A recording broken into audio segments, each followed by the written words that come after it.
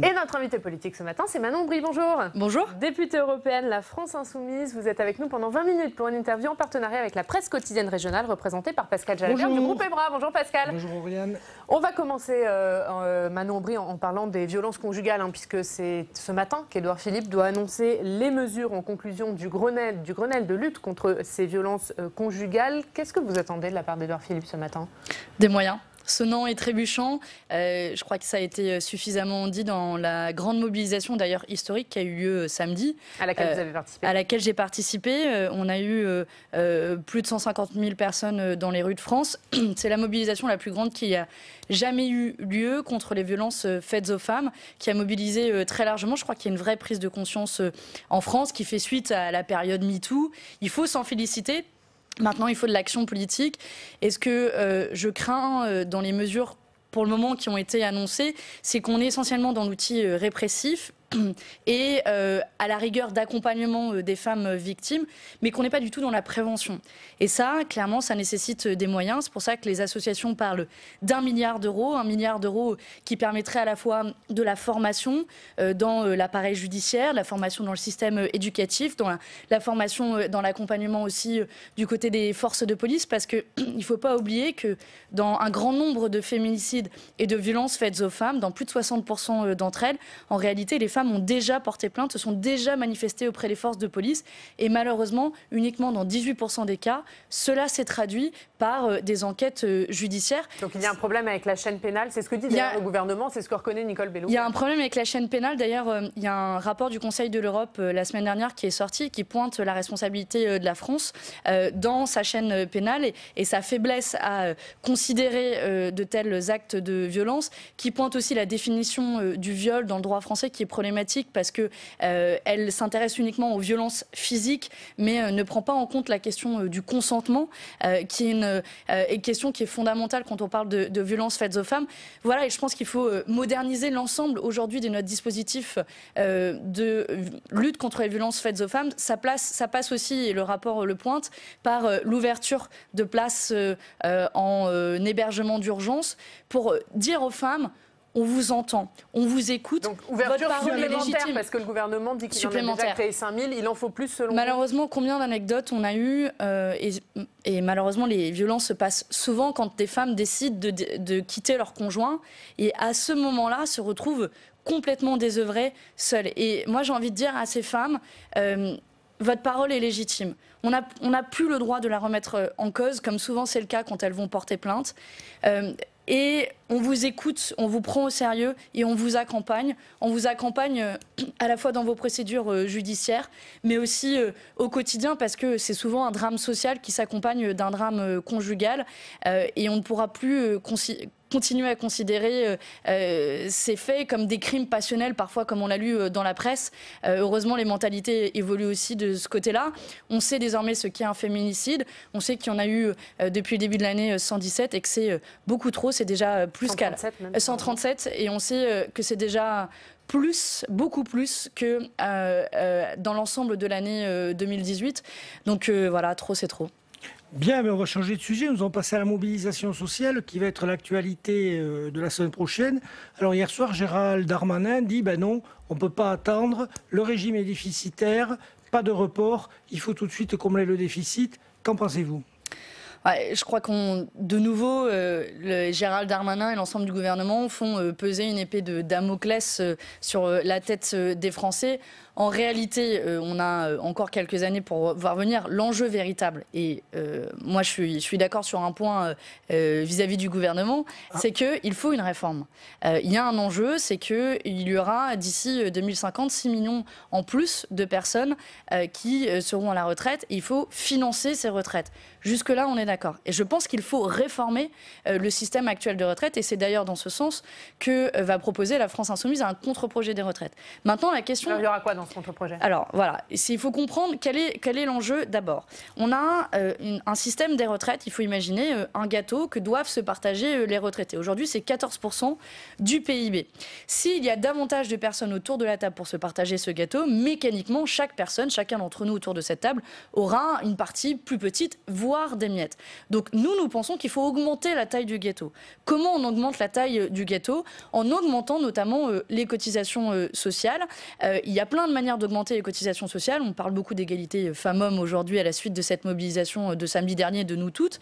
Vous pouvez par exemple augmenter les cotisations sociales des entreprises qui ne respectent pas l'indice d'égalité professionnelle femmes-hommes, qui n'ont pas 100%, parce qu'aujourd'hui il faut 100%. Cet indice a été mis en place par le gouvernement. Si vous leur dites qu'elles sont taxées, elles vont y arriver.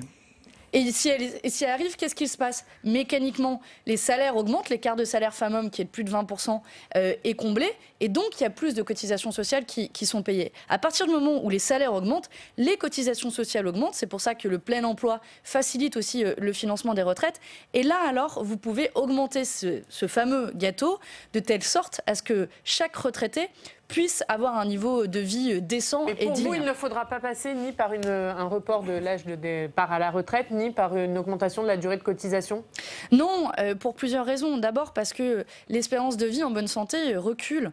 Donc si vous augmentez l'âge de départ à la retraite, ça veut dire que mécaniquement, vous allez avoir des personnes qui sont qui partent à la retraite dans des conditions difficiles, et sachant qu'il y a un écart d'espérance de vie important en fonction des métiers, de 7 ans entre un cadre et un ouvrier. Ça, c'est la première raison. Et puis la deuxième raison, si vous savez, en réalité, il y a près d'un actif sur 2, au moment où il part à la retraite, en réalité, il est déjà au chômage. Donc en repoussant l'âge de départ à la retraite, en fait, vous déshabillez Pierre pour rhabiller Paul, parce que ça passe du système de chômage au système de retraite, et vous ne réglez pas du tout le problème de l'emploi chez les seniors. Et donc, en réalité, la véritable solution, c'est de se poser la question de comment on peut financer davantage. Je parlais, par exemple, de l'égalité femmes-hommes comme un des outils et un des leviers, mais c'est évidemment pas le seul. Quand le président dit la mobilisation du 5 décembre, c'est une mobilisation pour les régimes spéciaux. Et il cite le chauffeur de bus de la RATP, il part à 57 ans, mais celui qui est dans une collectivité locale, qui fait exactement le même travail, il part à 62. Finalement, est-ce que le système actuel n'est pas injuste? Vous savez, c'est la stratégie classique de diviser pour mieux régner. C'est historique dans les mobilisations sociales, c'est toujours un outil classique. Il ne faut pas oublier que mais l'injustice existe. Les régimes spéciaux aujourd'hui représentent 3% des retraites. 3% des retraites. Aujourd'hui, la mobilisation qui va avoir lieu le 5 décembre, et je le redis ici, c'est pour tout le monde, parce que nous serons tous perdants. Je vous le disais, à partir du moment où on est plus autour du gâteau, et on sera tous perdants. Mais est-ce qu'il faut les supprimer, ces régimes spéciaux? Non, les régimes spéciaux, ils ont été mis en place pour souvent compenser des conditions de travail difficiles. Pour vous, il ne faut pas y toucher? Non, vous pouvez les moderniser, vous pouvez les uniformiser entre eux, parce qu'il peut y avoir différentes inégalités. Le maçon dans le privé qui est debout à 5 h du matin, qui porte des charges, il part à 62 ans. Et le cheminot qui est dans un TGV, c'est quand même un peu plus confortable, il part à 52. Et pourquoi, quand il faut harmoniser, il faut toujours harmoniser par le bas? Moi, je dis qu'aux maçons qui travaillent dans des conditions difficiles, en effet, il ne faut pas qu'ils partent à la retraite à 62 ans, mais à 60 ans, il faut qu'ils partent plutôt à la retraite. Et donc, c'est pour ça que c'est important que cette mobilisation, en réalité, il faut bien l'avoir en tête, elle est pour nous toutes et nous tous. Moi, je suis née en 1989 et on fait souvent la blague des gens de ma génération, et je suis sûre que s'il y a des jeunes qui nous regardent, ils doivent le penser, de se dire notre génération, on n'aura pas de retraite. C'est ce que disent même mes amis qui sont un peu résignés. D'ailleurs, pour la génération 1990, on estime, avec la réforme annoncée, que ce serait un départ à la retraite autour de 67 ans environ. Mais vous imaginez dans quelle société on va vivre alors que l'espérance de vie en bonne santé est autour de 63-64 ans. En bonne santé, je dis, pas l'espérance de vie tout court. Oui. Et donc, un départ à la retraite à 67 ans. Et puis quoi, ça va être, d'ici que moi je parte à la retraite, 70, 72, 75 ans. C'est sans fin comme système. Est-ce que pour vous, il faut un référendum sur ce sujet, sur cette réforme des retraites? On est toujours favorable à des mécanismes de démocratie directe. Et en l'occurrence, ça peut être une bonne solution, je pense, un référendum. Malheureusement, je crois que le gouvernement est plutôt hostile. En tout cas, vous êtes favorable. Bien sûr, bien sûr. Et d'ailleurs, les derniers sondages qui sont sortis démontrent la grande inquiétude des Français sur la réforme des retraites. Alors, quand on fait un référendum, il faut être vigilant à la question que l'on pose. Donc, je me prononcerai sur une question précise. Mais le principe de consultation directe des Français sur une réforme aussi majeure que celle-là, oui, je pense que la démocratie directe nous offre cet outil-là. Le gouvernement est, cela dit, plutôt réfractaire à l'utilisation des référendums au vu de notre expérience sur l'aéroport de Paris, où il y a la demande d'un référendum. On espère qu'on va obtenir le million de signatures et qui va pousser le gouvernement à défaut d'obtenir... le référendum. Dans le cas de la campagne pour l'aéroport de Paris, il faut en réalité plus de 4 millions de signatures, mais on espère qu'avec 1 million de signatures, on peut faire la pression sur le gouvernement. Et au vu de la mobilisation qui va avoir lieu pour les retraites à partir du 5 décembre, on va en parler. J'espère que le gouvernement va revenir à la raison et de se dire que pour une fois, ce serait bien d'écouter les Français. Il est passé en force avec des réformes sociales terribles, on pense notamment à l'assurance chômage. J'espère que pour celle-là, il ne précipitera pas le calendrier, prendra le temps véritablement d'écouter les Français. On va en parler du 5 décembre. Geoffroy Roux de Bézieux, le patron du MEDEF, dit que cette mobilisation du 5 décembre, elle touchera peu le privé, qu'il n'y aura pas de contagion au privé comme ça a été le cas en 95. Qu'est-ce que vous en pensez ?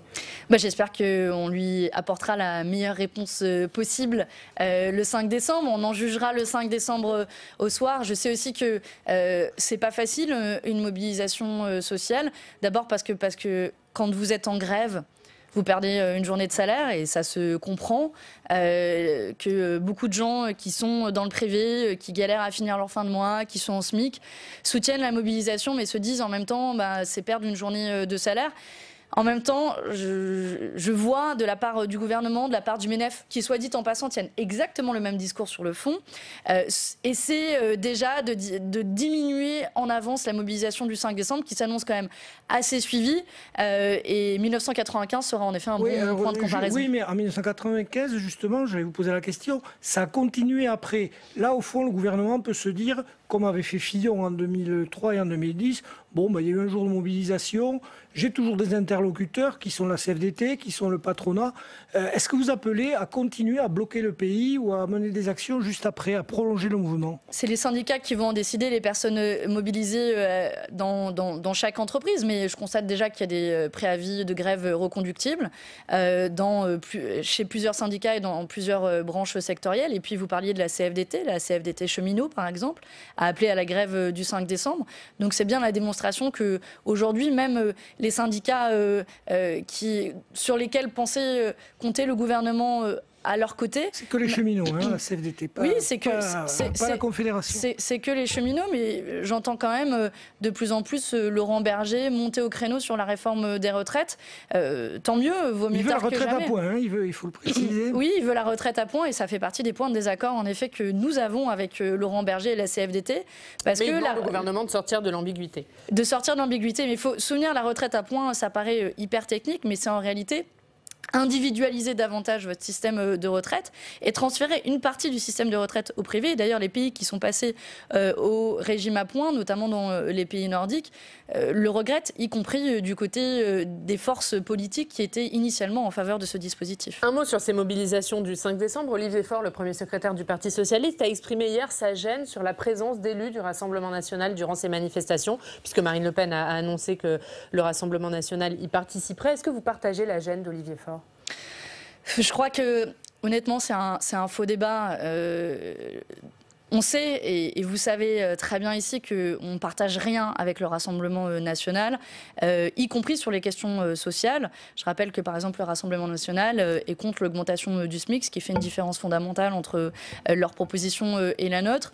Je ne sais pas bien ce qu'ils proposent sur le régime des retraites, mais je sais que dans le passé, ce ne sont pas eux qui se sont mobilisés pour défendre les droits sociaux des travailleurs. Donc moi, je ne me reconnais en rien dans les revendications du Rassemblement national. Mais ça ne vous gêne pas qu'ils soient présents à cette mobilisation ? mobilisation. Aujourd'hui, je pense que leur présence est marginale, elle est hypocrite, et j'ai même pas envie de la commenter parce que... Bah oui, elle est hypocrite parce que jamais dans l'histoire, le Rassemblement national n'a été du côté des travailleurs. Jamais. Et je veux dire à tous ceux qui nous écoutent et qui seraient tentés par le Rassemblement national, ce ne sont pas les alliés des travailleurs. Jamais ils ne défendent notre système de protection sociale. Jamais ils ne défendent l'augmentation des salaires. Jamais ils ne défendent le partage des richesses produites au sein des entreprises entre le capital et le travail. Jamais.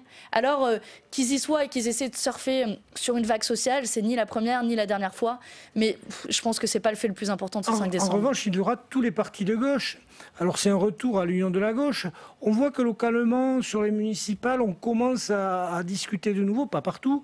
Donc vous, est-ce que vous appelez finalement toute la gauche à se reparler et à sortir de clivages qui l'ont quand même marginalisé aux dernières européennes ? Plusieurs choses. D'abord, sur la question des retraites, le Parti socialiste est un peu balbutiant. Ils ont à peine décidé le week-end dernier d'appeler à la grève du 5 décembre. Vaut mieux tard que jamais et je souhaite qu'on soit le plus nombreux possible. Donc, ils sont évidemment les bienvenus. Ensuite, à l'échelon municipal, moi, je pense que... ce qui compte, au-delà de notre capacité à discuter entre nous, mais la vérité, c'est que les forces politiques vont pas très bien, y compris à gauche, et que souvent on représente une frange marginale de la population française, c'est quelle est notre capacité à venir en soutien aux mobilisations, aux collectifs citoyens au niveau local. Il y a plein d'exemples assez intéressants qui se passent en France. Pour le coup, je vous donne raison là-dessus. Je pense notamment à Nantes, où Nantes en commun, un collectif citoyen est né, soutenu par la France Insoumise, j'espère soutenu par Europe Écologie Les Verts. Contre une maire socialiste. Contre une maire socialiste qui est soutien de Manuel Valls et qui, pour le coup, a des choses à se reprocher en termes de gestion de la ville au niveau local, tant en termes de bétonisation que en matière même de politique sécuritaire, qui, je pense, qu'il ne doit pas être un tabou pour la gauche. Donc, pour finir sur cette question, sur les élections municipales, on peut évidemment travailler ensemble, mais ça doit se faire en appui à des collectifs citoyens. Marseille est un autre excellent exemple de ce qui est en train de se passer. Malheureusement, je regrette qu'Europe Écologie Les Verts n'ait pas voulu soutenir cette dynamique et qu'ils aient décidé à 60 de ne pas rejoindre la dynamique locale du côté des forces politiques et citoyennes locales. Ça va du Parti socialiste à la France Insoumise, mais avec énormément de collectifs citoyens, notamment à la suite, le collectif du 13 novembre à la suite de l'immeuble qui s'est effondré. Et c'est un exemple positif qui, j'espère, permettra de renverser la ville après des années Gaudin qui ont fait mal à la population. Un dernier mot sur ce sujet de la mobilisation sociale de la réforme des retraites. On voudrait vous entendre sur la proposition de loi que va déposer Bruno Retailleau pour obliger la RATP, la SNCF à garantir un service minimum les jours de grève, quitte à réquisitionner des salariés grévistes. Qu'est-ce que vous en pensez ? On n'a qu'à tout simplement mettre un terme au droit de grève, comme ça ce sera plus simple et comme ça on reviendra sur un des droits fondamentaux qui est garanti par la Constitution française. Pour vous, c'est une remise en cause du droit de grève ? C'est une remise en cause fondamentale du droit de grève. J'entends que le droit de grève soit pénible à subir pour des usagers des transports publics. Je prends les transports publics tous les jours. Je comprends, évidemment c'est difficile, mais le droit de grève c'est un droit fondamental et sans le droit de grève on n'aurait pas eu énormément d'avancées sociales, que ce soit la 5e semaine de congés payés, que ce soit la sécurité sociale. C'est un droit fondamental qu'il ne faut pas remettre en cause. Allez, on va passer à l'Union européenne. Vous êtes députée européenne. Un mot d'abord sur l'immigration. La France est devenue le premier pays d'Europe pour les demandeurs d'asile. C'est ce qu'a annoncé Christophe Castaner. Pour la première fois depuis le début de la crise migratoire, elle dépasse l'Allemagne. Il y a eu 120 900 demandes enregistrées en France au 17 novembre. Qu'est-ce que vous pensez de ces chiffres ? Ces chiffres... aujourd'hui, témoigne que la France doit être un pays d'accueil.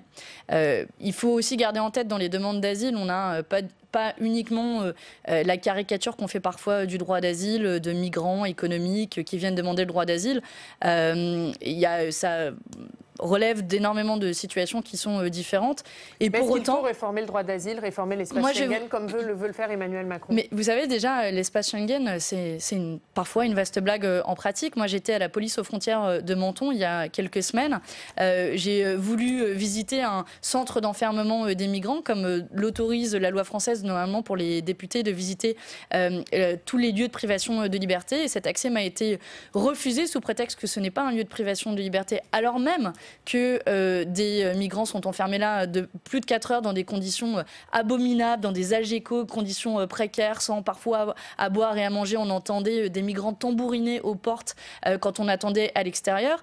Et j'ai vu plein de situations, y compris par exemple d'un Camerounais qui avait des papiers légaux en Italie et dont son accès a été refusé en France.